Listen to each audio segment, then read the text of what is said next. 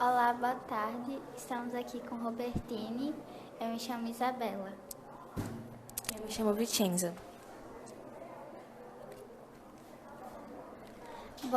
Fale um pouco sobre Robertine Rodrigues.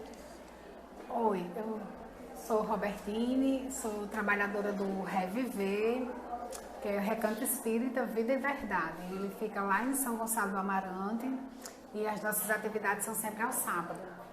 A gente teve muita dificuldade agora depois da pandemia para reorganizar as pessoas, mas estamos lá perseverando no trabalho, né, e aguardando que outros trabalhadores e outros participantes cheguem à nossa casa.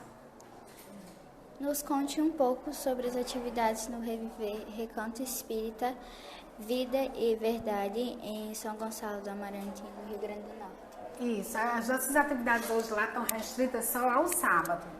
A gente antes tinha atividade na semana, à noite, tinha atividade mediúnica, teve uma época que a gente teve atividade nos domingos, que era o estudo do EJE, mas hoje a atividade está só no sábado. A gente faz o estudo, depois a gente faz um momento de vibrações para os sofredores, para as pessoas necessitadas e depois a gente encerra. Então hoje está restrito só ao sábado à tarde.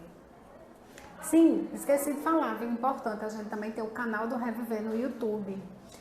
O canal do Reviver tem várias entrevistas, palestras, pode ir lá no Recanto Espírita, Reviver Recanto Espírita, Vida e Verdade, no YouTube tem vários assuntos lá para pesquisar. É outra atividade também que é desenvolvida pelo pessoal da nossa casa, mas aí tem vários dias, aí fica no canal disponível.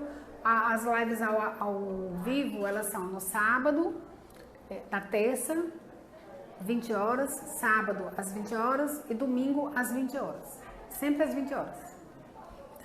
A senhora acha que a justiça dos homens evoluiu e caminha mais próximo da justiça divina?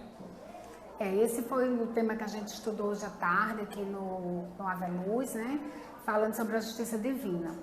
Se a gente pensar um pouquinho antes como eram as nossas leis, né? Vamos falar especificamente que há algum tempo atrás, vocês são bem jovens, devem estar vendo isso na escola, a gente teve problema da escravidão. Na época da escravidão, as leis dos homens, diziam que escravizar outra pessoa não era nada demais, era um fruto da guerra, então podia escravizar e tal. As pessoas não tinham direito. Então, com o passar dos anos, os homens foram evoluindo e perceberam que manter uma outra pessoa como escravo, isso não era correto. Então, a lei humana, ela evoluiu e aboliu a escravidão.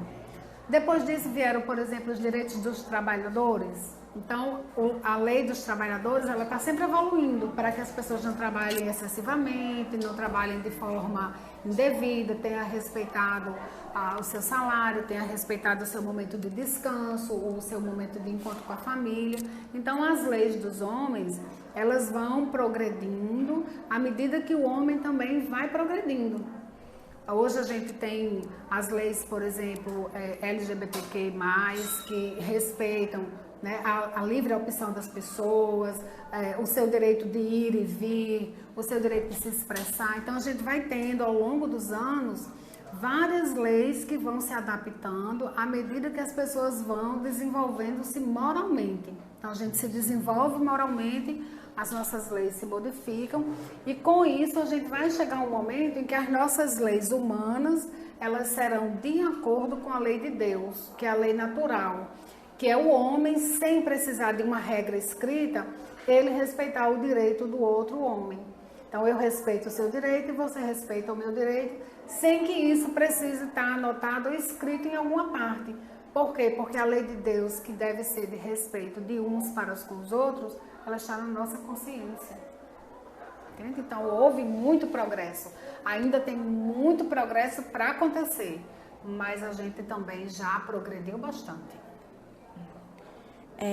Com toda a dificuldade e diferenças em nossa sociedade devido às nossas condições de espírito imperfeitos, o melhor caminho seria a prática do amor e caridade. Concordo sim com essa fala, porque nós ainda não fazemos a caridade como deveríamos, muitas vezes porque a gente nem entende direito ainda o que é a caridade. A gente confunde muito a caridade com o dar esmolas.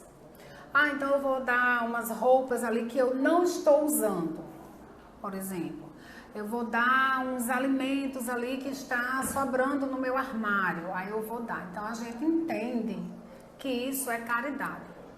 Mas lá no Evangelho, os Espíritos explicam pra gente que a caridade, ela é como se fosse assim, um pouco mais do que isso. Pra gente entender que é caridade mesmo, tem que haver um esforço. Então, você daria, vamos dizer assim, a sua melhor boneca, a boneca que você mais ama, o seu ursinho favorito, você daria para uma criança da rua? O tênis que seu pai comprou, o melhor tênis que você tem, aquele que você queria já fazia um tempão, você tem coragem de você pegar aquele tênis e dar para alguém?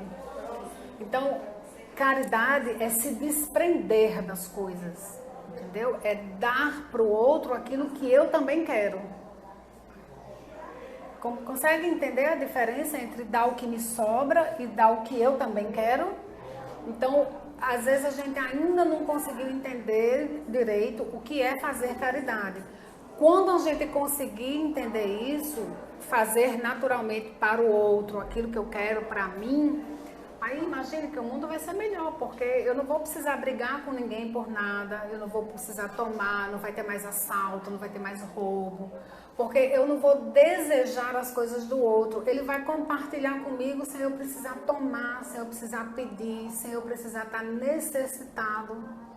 Entende? Então, a caridade realmente é o caminho onde a gente aprende a compartilhar, a viver com o outro em igualdade, em harmonia, em entendimento, em sentimentos.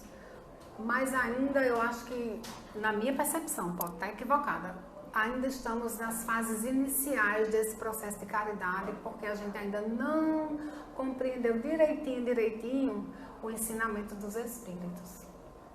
Então é isso. Muito obrigada pela sua participação e até a próxima. Eu que agradeço, foi um prazer estar com vocês.